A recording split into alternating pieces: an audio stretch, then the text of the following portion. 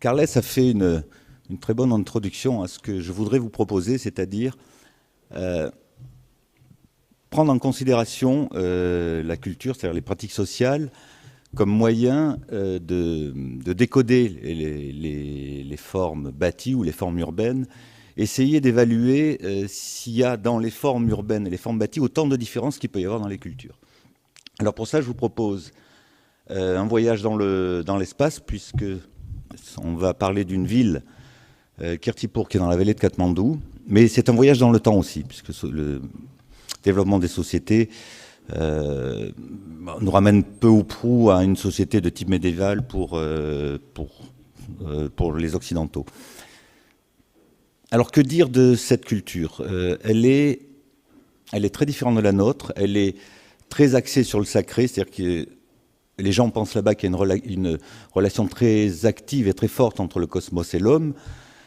Ils ne font pas de différence entre le sacré et le profane. Moi, j'ai vécu un an là-bas et je peux vous dire que pour un occidental, on arrive à comprendre intellectuellement les choses, mais on n'arrive pas à se représenter le monde tel qu'il est. Il y a peut-être une anecdote qui peut dire à quel point nos cultures sont différentes. C'est que quand ils comptent, par exemple, le fait de compter, nous, on compte 1, 2, 3, 4, 5, et puis on met des choses derrière. Eux, les mots sont différents selon ce qu'on compte. C'est-à-dire qu'il y a un mélange, une mixité complète entre qualité et quantité. Et c'est ce qu'on va retrouver un peu peut-être dans la présentation que je vais vous faire. Alors, quand on a une culture, la culture Newar, c'est une ethnie qui vit dans la vallée de Katmandou et qui est le résultat d'un syncrétisme entre hindouisme et bouddhisme. Les deux cultures majeures de l'Asie du Sud-Est sont là, dans cette culture-là, les Newar, mixtes et mélangées. Donc vous voyez Kirtipur, là, le village, et puis sa topographie, il est posé sur une arête de colline, avec, comme je vous l'ai dit, c'est une société syncrétique, un temple hindou ici, un temple bouddhiste là, et le palais royal au milieu. Alors, avec ce que je vous ai dit, on pourrait s'attendre à des formes urbaines spécifiques, différentes, alors que, quand on regarde le plan de la ville, il présente quelques familiarités, et notamment, je suis du sud-est, avec des villages que j'ai pu connaître autour de Nice. Donc c'est une colline, comme je vous l'ai montré en coupe. Elle était sainte, c'était une ville fortifiée. Vous avez la trace des remparts ici. Donc qui a été très longtemps contenue dans ces remparts, qui n'existent plus aujourd'hui. Et on voit juste des bourgeons d'urbanisation qui commencent. On retrouve les temples, là, le temple bouddhiste, le temple hindou, au cœur l'ancien palais royal.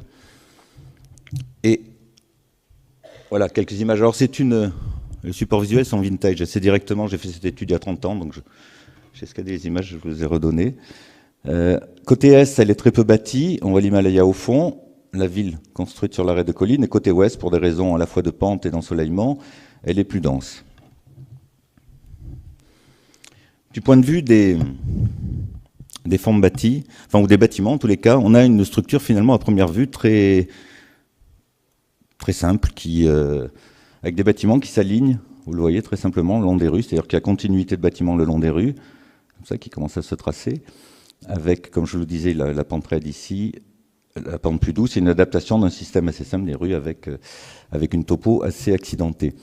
Alors il y a une densité de 500 habitants à l'hectare, ce qui est assez moyen, il y a des villes Newar qui sont plus denses que ça, et il y a une parité de 50% bâti, 50% espace vert. C'est expliqué en partie aussi par le fait que c'est une ville fortifiée, qui a beaucoup de jardins à l'intérieur pour que la ville puisse tenir un siège, et puis on voit en périphérie aujourd'hui, mais dans la ville aussi, un certain nombre de lieux qui accueillent des réservoirs d'eau.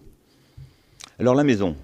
On va commencer par la maison et puis étendre, puisque le sujet c'est la relation entre le logement et la ville, et puis voir progressivement comment on passe de l'unité qui est la maison, le parcellaire, et puis l'unité résidentielle qui est encore un autre sujet. Alors la première chose qu'on peut voir, je vais vous expliquer rapidement comment ça fonctionne. Vous avez un rez-de-chaussée qui est là, qui est très fermé, qui est bâti, qui accueille les réserves, les outils, quelques commerces quand il le faut. Le premier étage est dédié aux chambres, avec un premier lieu de réception. C'est une société qui est organisée par caste, donc avec une hiérarchie très forte. Ensuite commence l'espace familial, au deuxième étage, et qui s'ouvre de plus en plus avec, au dernier étage, le comble, qui est la cuisine, le lieu de réunion uniquement de la famille, qui est un lieu rituel. Alors vous voyez la maison traditionnelle Néouar, et puis j'ai fait ce schéma pour montrer une chose qui me paraît importante, c'est qu'à travers les âges, les styles ou les modes sur les maisons ont évolué. Là vous avez les maisons de type Rana, c'est un des rois népalais qui est parti en Europe et qui a ramené un style qu'on pourrait appeler de néoclassique, vaguement, hein, la maison est plus tramée. Et puis le style moderne ici, avec des baies plus larges, avec donc des maisons, si on les regarde du point de vue du style, très différentes. En revanche, la structure n'a pas changé, strictement pas changé. Simplement, le comble, la cuisine qui s'est un peu levée dans la maison moderne, les ouvertures un peu plus grandes, mais on garde la même structure d'organisation de la maison. Alors, en coupe, sur une maison traditionnelle, cette structure, elle est vitale parce qu'elle permet de préserver l'intimité de la famille dans une ville quand même assez dense, hein, avec ici cette partie du rez-de-chaussée qui met en communication la rue, la cour à l'intérieur qui appartient à la maison, l'étage des chambres, l'étage ici de la réunion familiale et l'étage aussi de réception des amis intimes, c'est-à-dire qu'on peut les recevoir ici quand on les connaît un peu, beaucoup plus ici, et puis là c'est un étage qui est strictement lié à la famille et à la réunion de la famille. Personne d'autre que la famille peut rentrer dans ce lieu.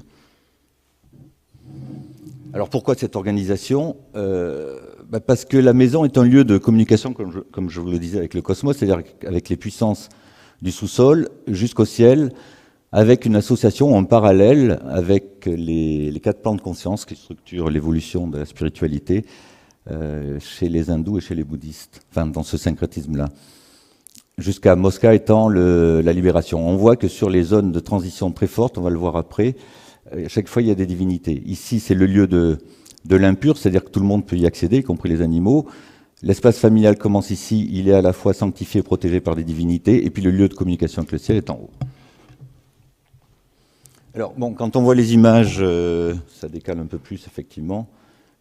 Les pratiques qu'on peut avoir dans ces bâtiments-là, donc ça c'est le rez-de-chaussée.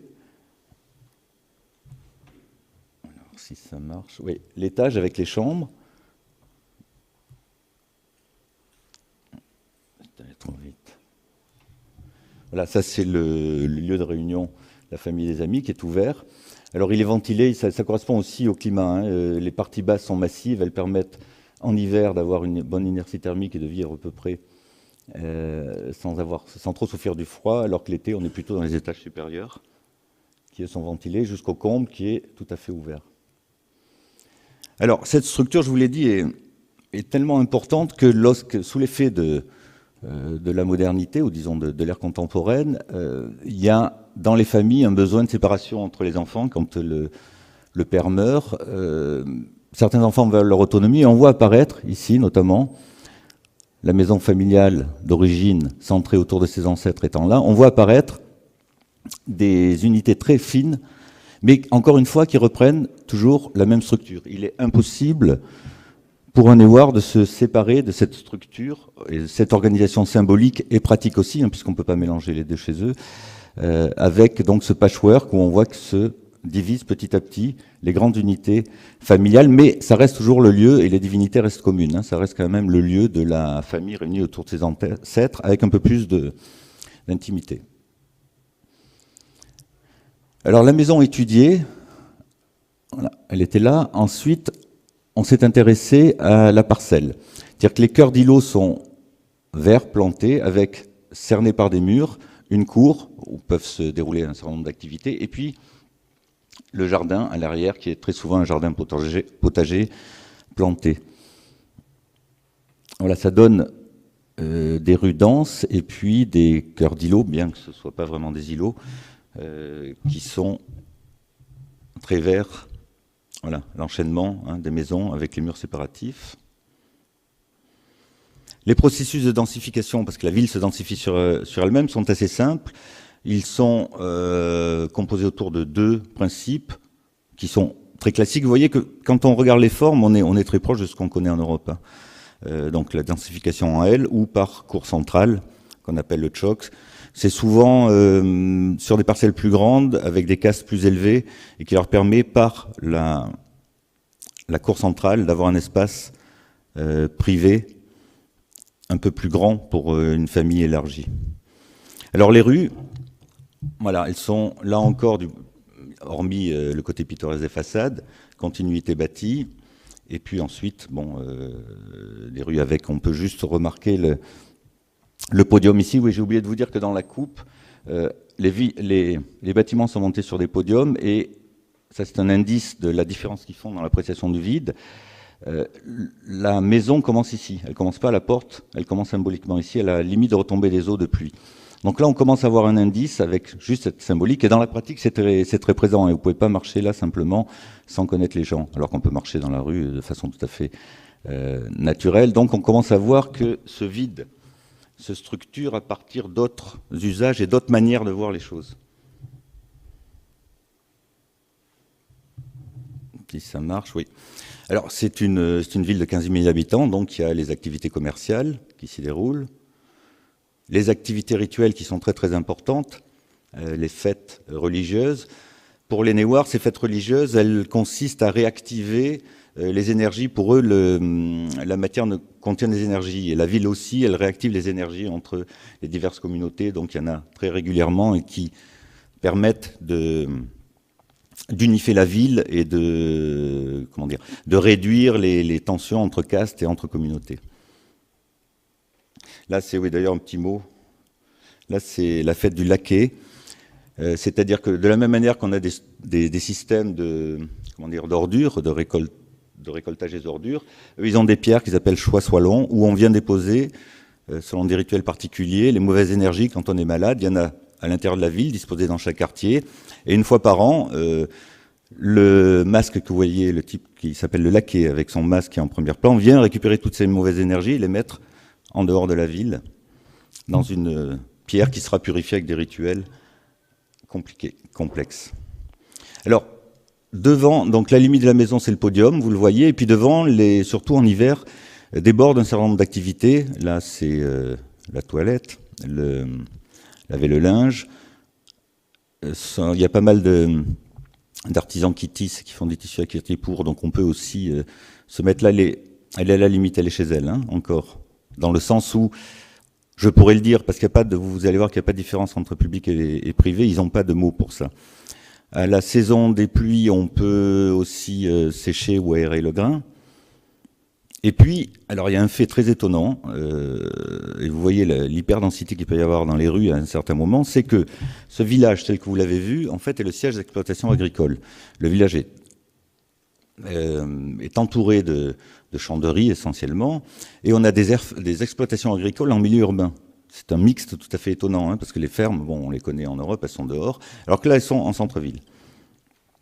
Et donc on va, aux périodes de moisson, il y a une hyperactivité dans la ville, et commence à se structurer, sur ces images on le voit, des choses intéressantes, des indices intéressants, avec des bottes de paille agricoles pour qui isolent les zones de battage, pour pas que les grains se mélangent, et qui permettent d'isoler une partie de la rue à un moment donné, à ce moment-là. Là, on le voit constitué de façon un peu plus précise, et c'est le prolongement exact de la maison.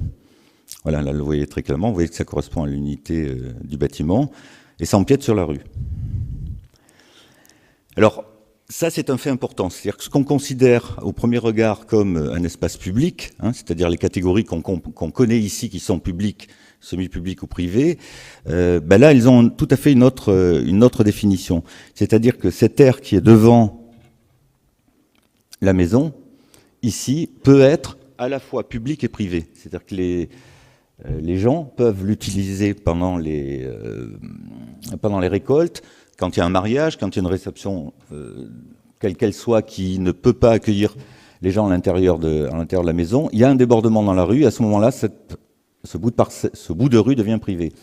Alors, ce qui est intéressant aussi, lorsqu'on parle d'unité résidentielle, c'est-à-dire de l'ensemble de ce qu'utilise la famille pour vivre en ville, donc il y a une partie matérielle ici, qui est du vide complet, qui est partagé avec la communauté. À partir de là, ça devient privé. Il y a la maison elle-même, avec la structure dont je vous ai parlé, la partie arrière avec la cour, et puis le jardin. Mais ce qui est intéressant, Kirtipour étant une ville construite sur la pente, c'est que quand l'adaptation à la pente se fait, elle se fait selon ces limites-là, très précises. Hein, vous voyez, le jardin, la cour, la maison, l'air qui est devant la maison, et la partie proprement dite strictement publique, qui doit le rester tout le temps. On le voit ici aussi, en sens inverse. Donc les pratiques, quand vous êtes sur un espace comme ça, vous pouvez aller là de façon aussi libre que la partie de la ville, mais comme à plat, cette partie peut être privatisée à certains moments.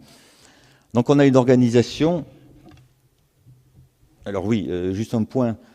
Je passe sur toute l'organisation symbolique parce qu'il faudrait 3 ou 4 heures pour l'expliquer tellement c'est complexe, mais l'indice que cette partie dans la rue appartient à la famille ou est investie symboliquement pour la famille, c'est qu'ici vous avez un dieu qui s'appelle Pikalaki et qui est la relation de toutes les divinités de la maison avec la communauté et qui est précisément dans l'espace public.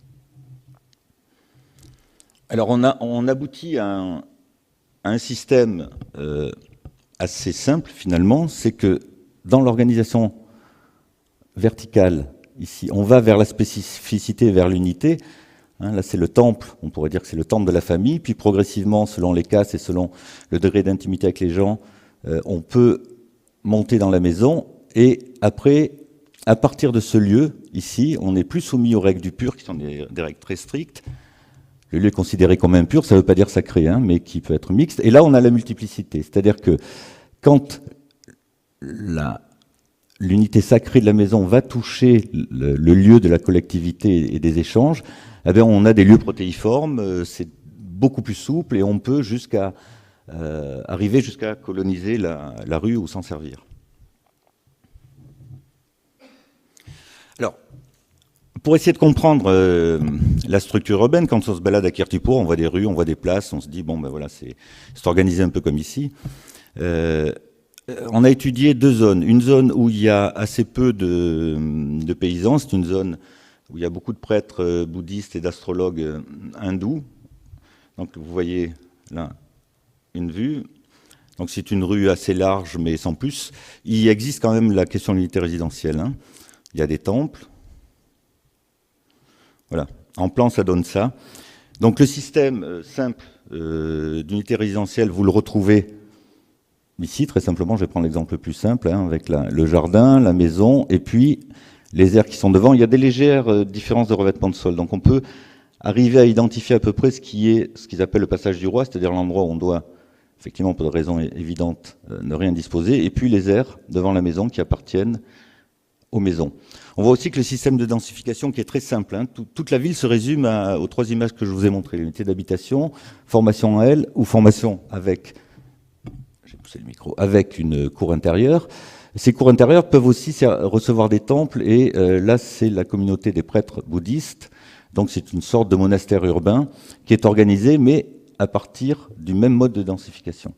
Donc on a une rue qui se dilate un petit peu et qui reprend en fait une chose très simple, des juxtapositions d'unités résidentielles le long de cette partie commune. Vous voyez la coupe. Alors là, on passe sur une partie de la ville de Kirtipur où il y a plus de paysans. Et Japu, la caste des Japu, c'est carrément à 95% des paysans, et on arrive dans un espace qu'on peut lire aussi comme une place, avec un stupa au milieu, c'est l'édicule, un petit temple. Et donc j'ai cru pendant très longtemps que c'était une place. Mais en réalité, quand on le regarde, voilà, pendant la période des récoltes, et on voit que de nouveau ça se restructure, hein, avec le chemin du roi là qui est ici, et une juxtaposition d'unité résidentielle, c'est-à-dire d'un lieu qui peut être à la fois public et privé. Et ça se restructure de nouveau selon le même mode. C'est-à-dire qu'on n'a pas une différence fondamentale dans les espaces publics, mais plutôt une continuité des choses qui se dilatent. Voilà, là c'est beaucoup plus dense, hein, voilà l'organisation bâtie. Donc on voit toujours cette structure, hein, très claire. Et quand les parcelles se séparent, ben, les gens séparent aussi ce qui est devant. Donc le parcellaire, la voie et une juxtaposition de part et d'autre de la voie de ces unités résidentielles qui comprennent le jardin à l'arrière, les parties bâties avec cour intérieure ou pas, et puis la partie frontale. Voilà la coupe, avec des aires évidemment beaucoup plus dilatées, puisque les gens qui y habitent ont beaucoup plus de récoltes que les autres castes. Et finalement, on arrive à à appréhender la ville à partir de ces éléments-là de manière très différente. C'est-à-dire que les lieux étudiés sont très près les uns des autres, hein. Et on voit que donc on a toujours le même système unitaire qui s'assemble et qui fabrique de la ville de la manière la plus simple du monde, mais à partir... Alors ça peut accueillir, ces dilatations peuvent accueillir aussi des réservoirs d'eau, des temples, bouddhistes ou hindous, mais c'est le même principe, c'est le même système. Et finalement, on arrive à une définition assez simple d'une organisation urbaine assez complexe, adaptée au terrain, et qui est assez différente pour le coup de la nôtre, en tous les cas dans ce qui concerne les villes, c'est qu'on a un modèle qui s'est sans doute a pris son origine dans les modèles hindous, c'est-à-dire un quadrillage de voies avec une enceinte, là 12 portes sacrées. On voit comment il s'adapte à Kirtipur en fonction de la topo, c'est-à-dire que le dispositif s'adapte avec les 6 quartiers, mais en réalité, il y a une structure extrêmement simple, très élémentaire, unité résidentielle qui s'ajuste, et qui s'ajuste dans un système de grilles pour produire un espace qui est continu et qui n'a pas de séparation très claire entre public et privé. C'est-à-dire c'est une sorte de continuum avec des dilatations, des points d'articulation très particuliers, mais c'est une ville quasi élémentaire, alors que quand on la voit, on la lit comme quelque chose de très complexe. Avec en plus, évidemment, cette possibilité dans une densité d'activité assez forte, de préserver l'unité familiale centrée autour de ses ancêtres, par, comme je vous l'ai montré, une dimension verticale, et puis cette grande souplesse d'adaptation à la complexité de la vie collective, voire de la vie moderne, parce que aujourd'hui, là, Kirtipur est en train d'évoluer. Mais ce qui est intéressant, c'est que ce système, quand il s'étale autour de Kirtipur, il continue à exister, sauf que la rue centrale est devenue une rue automobile, que les espaces donc deviennent plus généreux, plus larges, mais ils continuent à être sur une mixité entre public et privé.